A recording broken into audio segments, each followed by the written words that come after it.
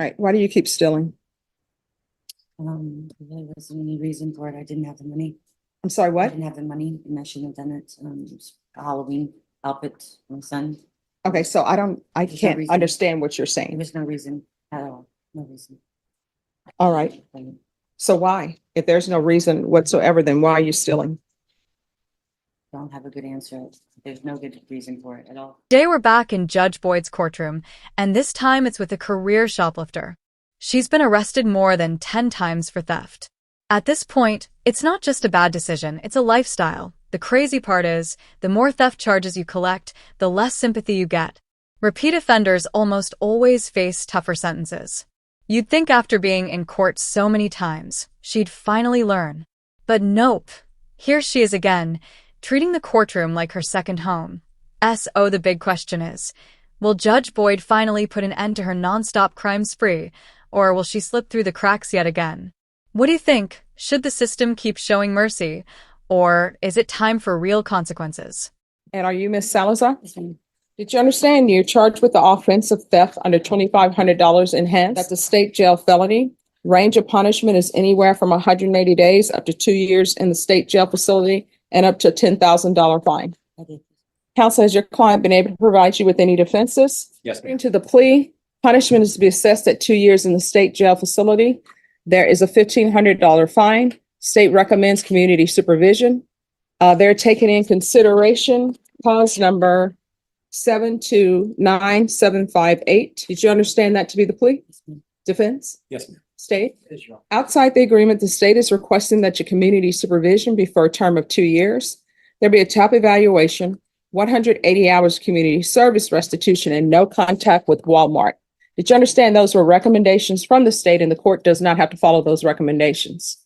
Then to the offense as charged, how do you plead? Guilty, not guilty, or no contest? State, any evidence? No objections, Your Honor. All right, state, you may continue to confer. Court will accept into evidence states exhibits 1 and attachments, and the court will review the same. After reviewing states exhibits 1 and attachments, the court will find there is sufficient evidence to find you guilty, and the court will find you guilty. Are you proceeding with sentencing? Yes, Your Honor. Anything you wish to say on behalf of your client? You're my client, Judge. It's on disability. She is a mother. There's very humble in this case. Nothing that she has even tried to minimize, or she understands her role in this and she wants to complete her probation successfully.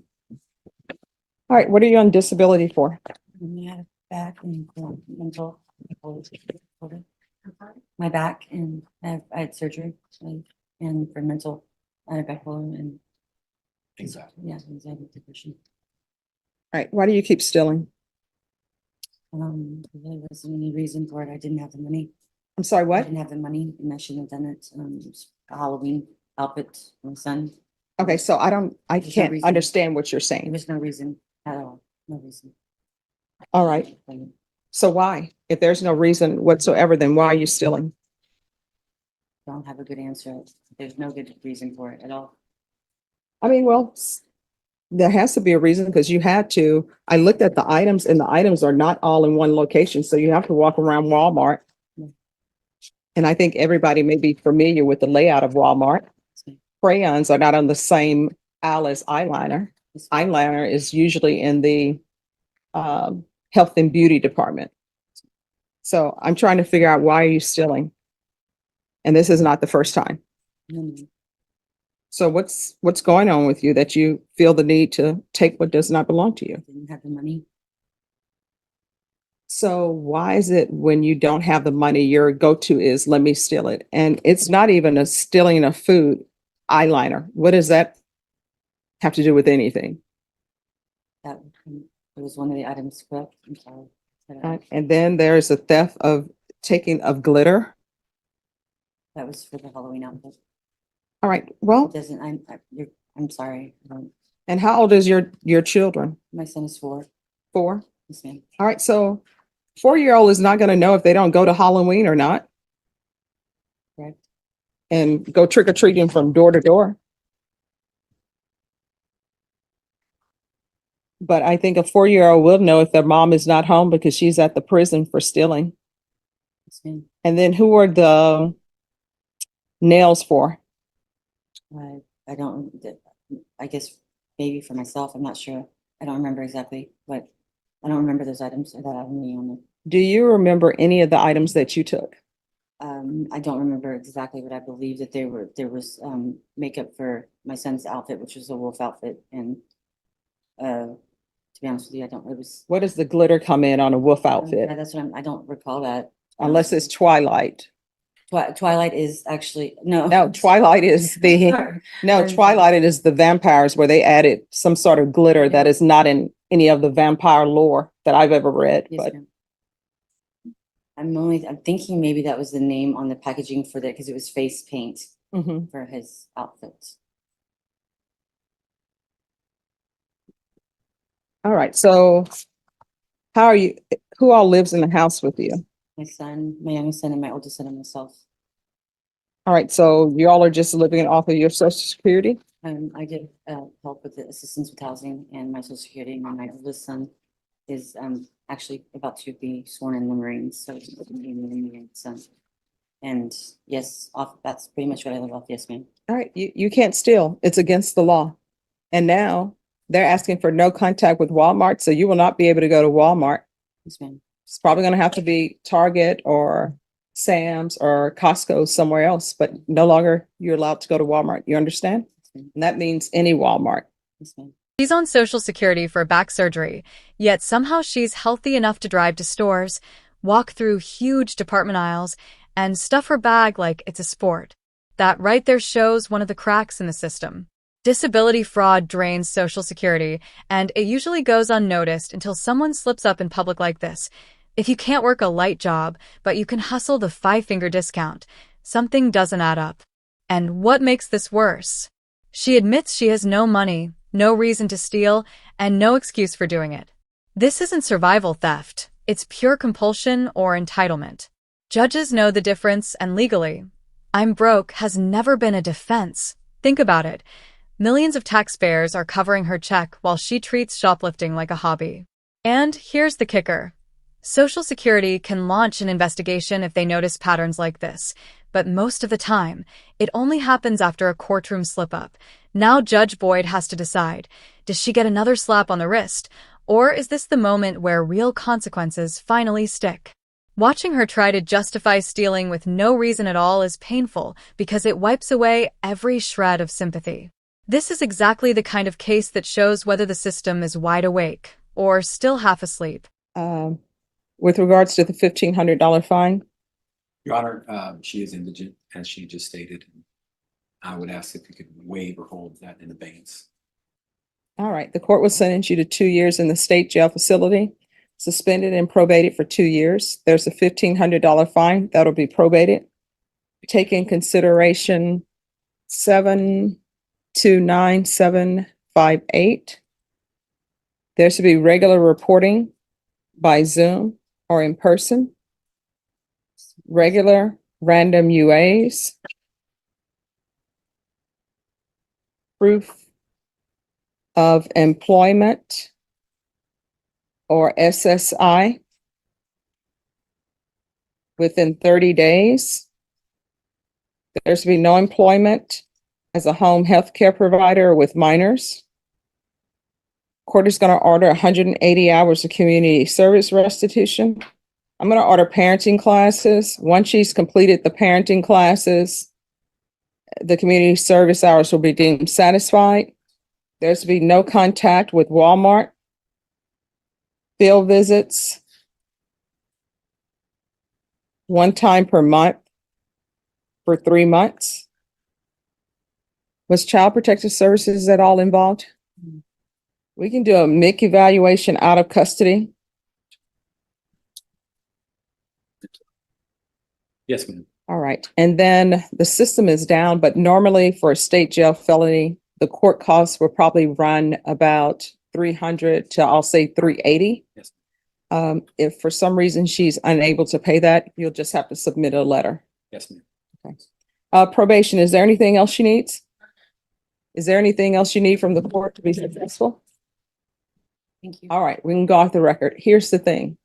When you want things, you got to work for them.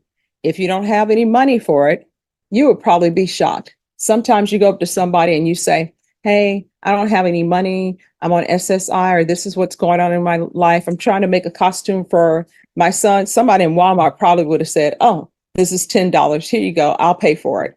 I've seen people do that all the time. But now what you've done is you set yourself back because now you have to do all of this and you don't understand. It appears that you don't understand. You're not allowed to steal. I would have ordered a course for you, but I'm going to give you the course now. Don't take what doesn't belong to you. Period. And then there's a criminal trespass. I believe that's the criminal trespass as it relates maybe to Walmart. Here's the thing. When you have something that's a criminal trespass and people tell you you're not allowed back here, don't go. If you do go to a location and the owner asks you to leave, leave. That's your two courses that I'm giving you. Do you understand? Okay. In this court, to be successful on probation, communication is key. If there's an issue, let your probation officer know. If you feel as though they're not addressing it, you can always come back to the court. Judge Boyd is going way too easy on her. And sure enough, just 3 weeks after this hearing, she was caught shoplifting again. That's not bad luck. That's a pattern. The system keeps giving her chances. She clearly doesn't want us. Oh, let's get into the second hearing and see what Judge Boyd has to say this time. All right, this is a motion requesting a bond be set.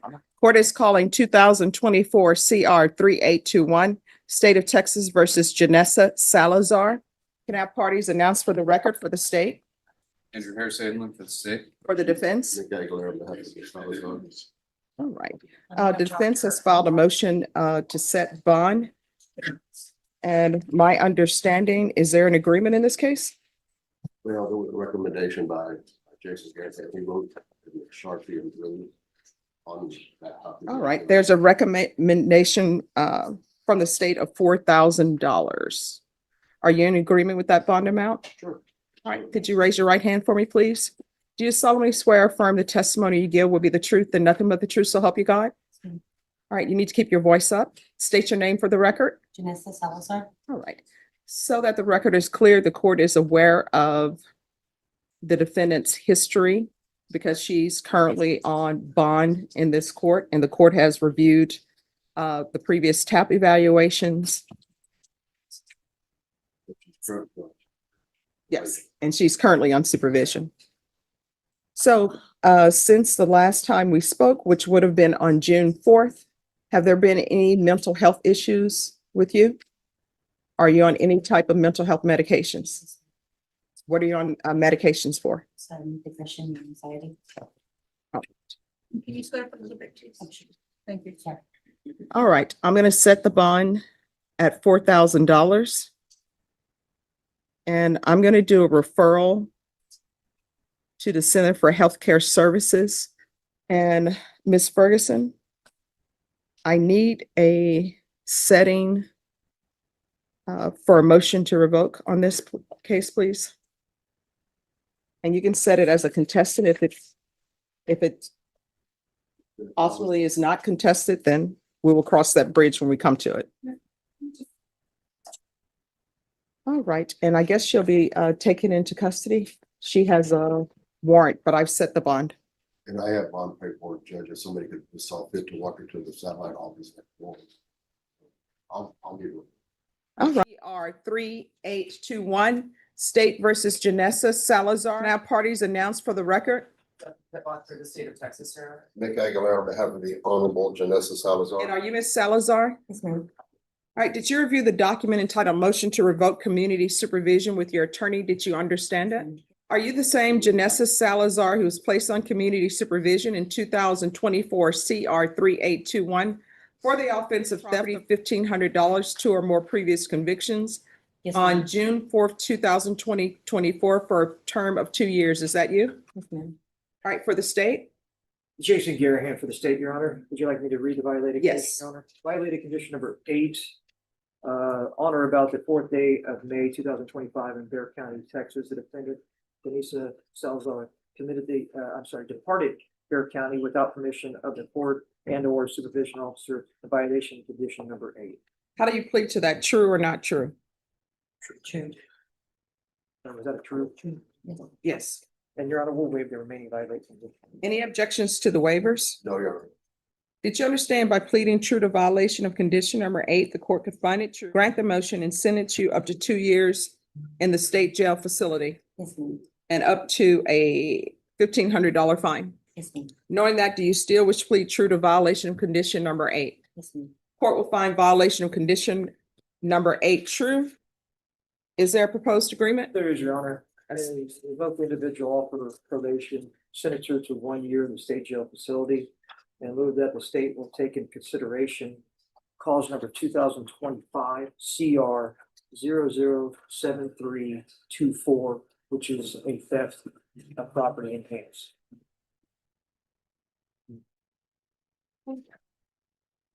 And counsel, is that the agreement? That's our agreement, subject to your approval. And Ms. Salazar, if you can raise your right hand for me, please. Do you solemnly swear or affirm the testimony you give would be the truth and nothing but the truth, so help you God? Yes, I do. All right, you can lower your hand. Are you asking the court to follow this agreement that you've reached with the state? Are you waiving your right to appeal? Yes, ma'am. All right, the court will revoke, sentence you to 1 year in the state jail facility. Take in consideration 2025 CR 007324. Give you credit for any time served. Just one moment.